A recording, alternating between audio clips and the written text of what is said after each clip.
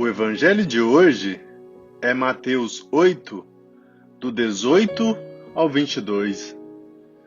Naquele tempo, vendo uma multidão ao seu redor, Jesus mandou passar para outra margem do lago.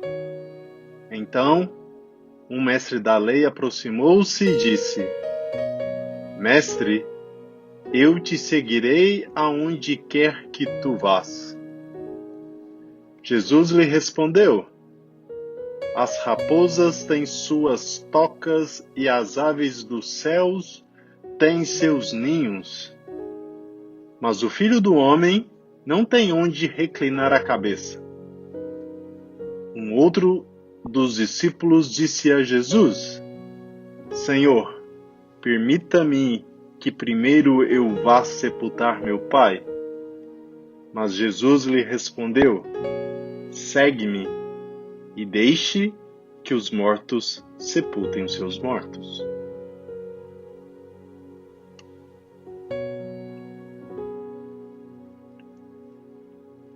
Assim como fez com seus discípulos, Jesus nos chama para outra margem do lago.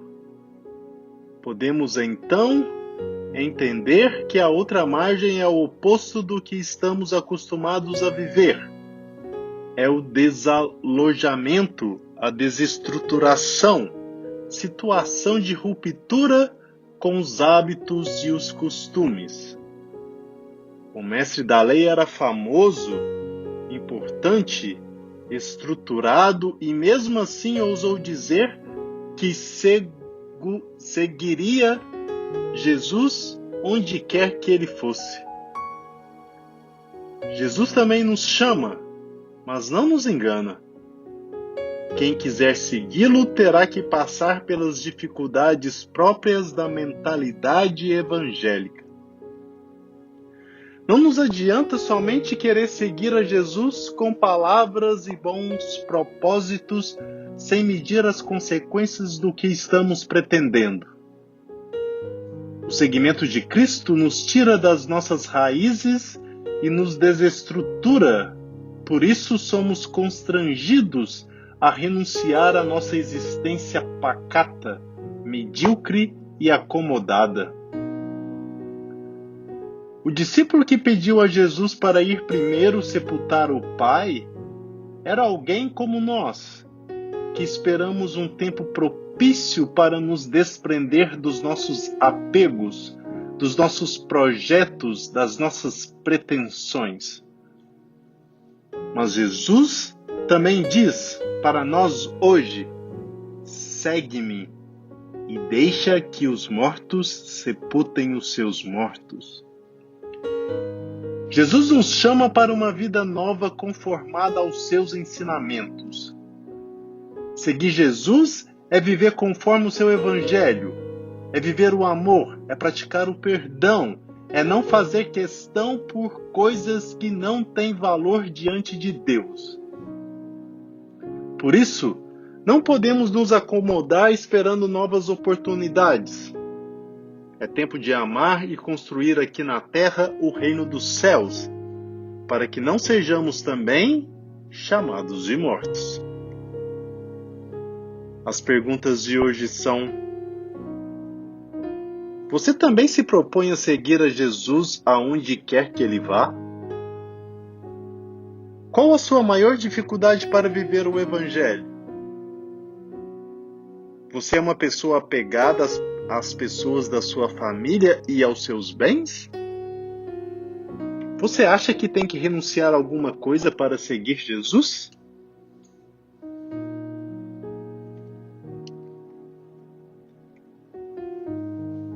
Antes de enviar os discípulos em missão, deixa-lhes Cristo 3 avisos por ocasião de 3 pedidos.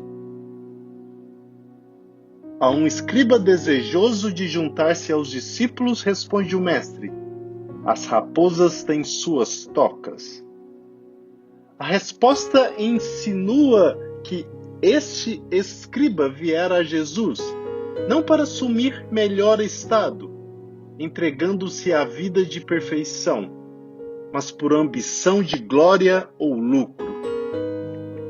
Outro chamado pelo Senhor pede tempo para ir primeiro dar sepultura ao pai, isto é, para estar junto do pai prestes a morrer, ou talvez para ajustar as últimas pendências do funeral do pai recém-falecido.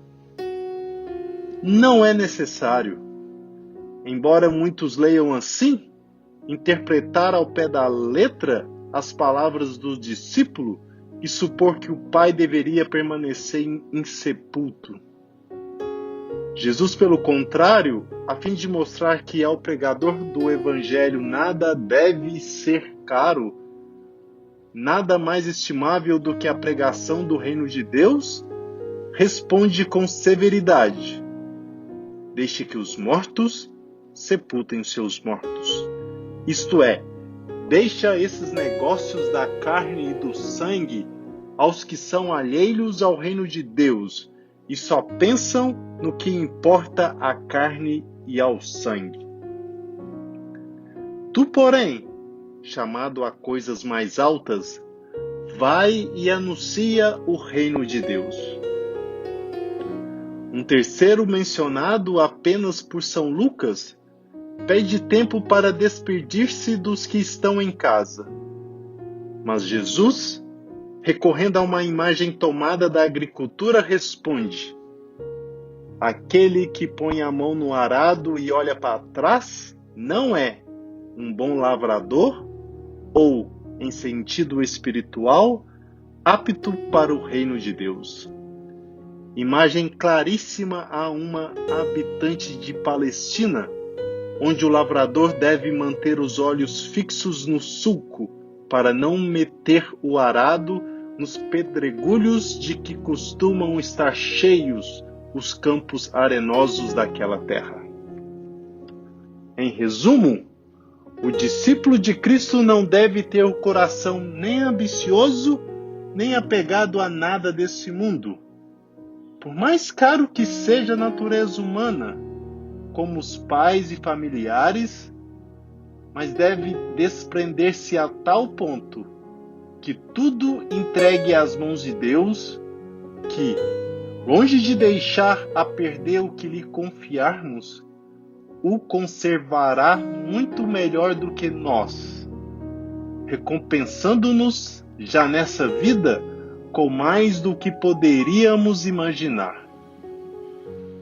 Ninguém aqui tenha deixado casa ou irmãos, ou irmãs, ou pai, ou mãe, ou filhos, ou terras por causa de mim e por causa do Evangelho que não receba, já neste século, 100 vezes mais casas, irmãos, irmãs, mães, filhos e terras, com perseguições, e no século vindouro, a vida eterna.